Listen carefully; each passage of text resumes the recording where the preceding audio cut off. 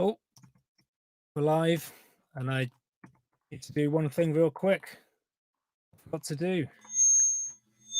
Ah, that was a good start, wasn't it? Good evening. Welcome to another YouTube Live with me, Jim Hustwit. So the topic of discussion for this evening is basically looking at some basic things that you can do to improve the quality of your listening environment.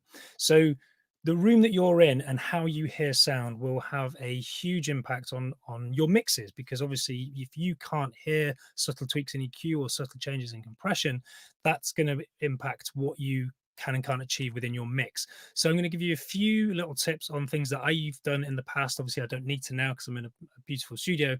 A few little things that you can do to help improve the listening environment. As ever, if you've got anything to add to the conversation, please do hit me up in the chat or in the comments section. Before I dive in, I will say, if you're new to the channel, welcome. This channel is very much dedicated to helping music makers monetize their music, with a focus on production music and winning TV, film, and ad sync opportunities. I tend to look at everything from writing to producing to mixing, but also sometimes business challenges associated with being a freelance composer or producer, as well as sometimes mental health, well-being things. So if that sounds like it could be of value, then make sure you smash the out of that subscribe button and ring my bell really hard so that next time I post, you're the first to find out. Right, so let's dive in. I'm going to be messing around with technology tonight and trying to show some slides as well. So bear with me because it might go horribly wrong. It's going wrong already. I've lost where I am. Where am I? Get rid of that. Oh, it's gone. Oh, it's gone. Yeah, it's completely gone. I had some slides up, but it looks like they've disappeared. So yeah, so basically, sort of talking about the idea that if you and this is for if you're in a home studio or even if you're in a rented studio, the chances are you're in a space which isn't optimized acoustically. Now, the caveat here as well is, like, I'm not an acoustic engineer. Um, you know, I'm lucky to have an incredible room which is sort of treated to the hilt. But before this, I was working in a home studio at home, as one does.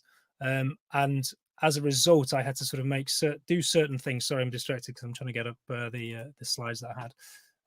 I had to do certain things, and I've noticed that with some of the writers that I work with, I kind of, when I see their rooms over Zoom, that there's literally almost no sort of like acoustic treatment, or some of the sort of fundamental principles have been ignored. So this should help.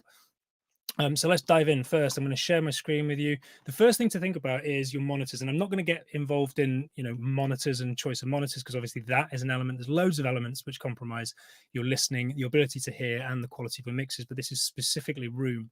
But with your monitors, you should basically, assuming you're using near field monitors, which means you're sort of fairly close to them, you should be basically in an equidistant triangle. Let me share my screen with you to demonstrate this principle. There you go, equidistant triangle. I've seen, and you know who you are, guy next door. I've seen people where their monitors are out really, really wide. Now, the problem with this is that you don't get an accurate representation of the stereo field. So ideally, your monitors want to be, your head should be equidistant from the monitors. Now, again, there is sort of people say out there that actually it shouldn't be pointing directly at your ears, you should be pointing behind your head. But irrespective, I'm just raising the point that is, you should try and form a fairly even equidistant triangle with your monitors. That goes a long way to you being able to accurately interpret the stereo spectrum. Point number one. Another thing you can do, decoupling. So if you've got monitors on a desk, obviously some of the resonance and the frequencies resonating through your monitor casing are going to go through into your desk. So by putting it on some of these foam pads, you can sort of mitigate to a certain extent how much of that is happening. There's different varieties of these, but that is also an incredibly good way to sort of help reduce that effect. Next up, first reflections. So when you're in your space, obviously I don't have any reflective surfaces in here. It's all fabric and foam. But normally, even if you move into a studio, even I've seen them at Tile Yard, they're basically sort of concrete boxes with sort of big, flat, smooth walls, which acts as like majorly reflective surfaces. So if you're in a space like that, it's good to treat for, well, yeah, basically early reflections. Now, early reflections are basically as the sound leaves the monitors, and it will bounce off other surfaces in the room, namely the walls at the side, sometimes the desk, sometimes the floor and the ceiling. So if you can start mitigating how much of that is happening by placing, foam like this, or acoustic pads like this, that goes some way to sort of reducing those first reflections. Now, the way to test for first reflections, you need someone else to help you with this. But if you get someone to walk along, to hold a mirror against the wall and slide the mirror along the wall, as and when you can see your monitors in the mirror, that's the first point where you should put some treatment. I tended to go with pads like these rather than the foam. They have a better frequency response in terms of the frequencies that they will filter out. When it comes to low end, they're not amazing, but that's a different story. But these tend to be better than these sort of foam pads, but it depends on your budget. But putting those on the side walls, you can put them on the ceiling, but obviously that becomes complicated because you're sort of maybe hanging things on the ceiling. And also sort of like in terms of the desk, you can sort of, there's things you can do on the desk by sort of tilting the monitors to reduce those. But certainly on the sidewalls there, I found when I was in my listening environment back home, that made a huge difference for me. I hope you're with me so far. Just there's a comment coming, so I'm just gonna have a quick look. Ollie Barton saying subtly shuffles monitors closer together. Yeah, I think this is the thing, Ollie. I think everybody sort of does it, and as I say, with some of the writers I work with, I kind of see these sort of mistakes being made. But they're easy fixes, and again, if it's like small increments which help you to get a better steer on what's happening in your room and what you're hearing, that translates to a better mix. So boom. Right, back to my Google slides. The next thing to think about is bass traps. So basically what happens, pun very much intended, what happens is that you tend to get frequencies building up in certain places within the room, and that is generally in corners. So you can even see behind me, and well, you maybe can't, but in that corner there, there's no real sort of like bass traps. So you get what's called standing waves, and I'm not going to go into the physics of this because I find it very boring and I don't understand it, to be honest, as much as I could. But you get the frequencies building up in certain areas, and that tends to be in corners of walls. So what you can do is you can place bass traps, which are sort of big chunks of foam or big sort of acoustic panels, into the corners, which helps stop those standing waves building up in the corners. You can see here in the diagram to the right, I mean, you can go all out by doing sort of like all the corners here, all the corners there. But I think certainly if you sort of look behind you and in the corners of the room, sort of behind you, certainly in front as well, depending on where you are in relation to the room, that can have a big impact as well. But again, obviously, it depends on your budget. Next is diffusers. So if you've ever been into a studio and you sort of see these quite often on the back wall, all that's doing is breaking up, diffusing the sound, breaking up the sound waves. Now, you don't necessarily need these because these diffusers are kind of quite expensive, but anything does that. Like even a sofa at the back of the room will do that. Bookshelves at the back of the room will do that.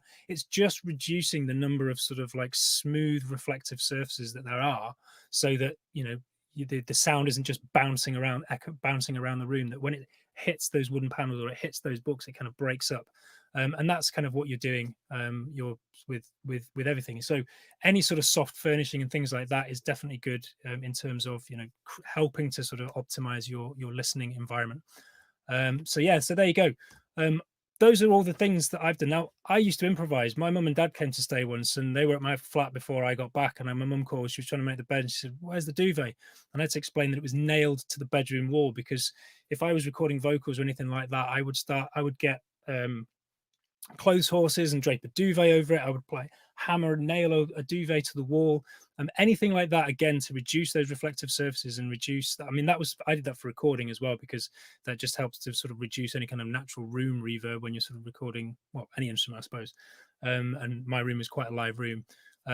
But yeah, so all of those things combined together, if you can do some or all of them, will go a long way to sort of improving the listening environment that you're in, and then hopefully that then translates to better mixes, because as I say, is your mix is going to be directly proportional to how well you're getting an accurate recreation of what's happening.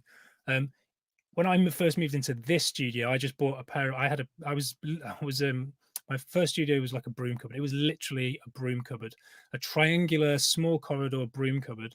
And I had a pair of Yamaha, what are they, RS5s, the sort of small sort of monitors. You see, they're around a lot. They have almost no bass frequency response. But just taking them from my old studio and bringing them into this environment, the difference was night and day.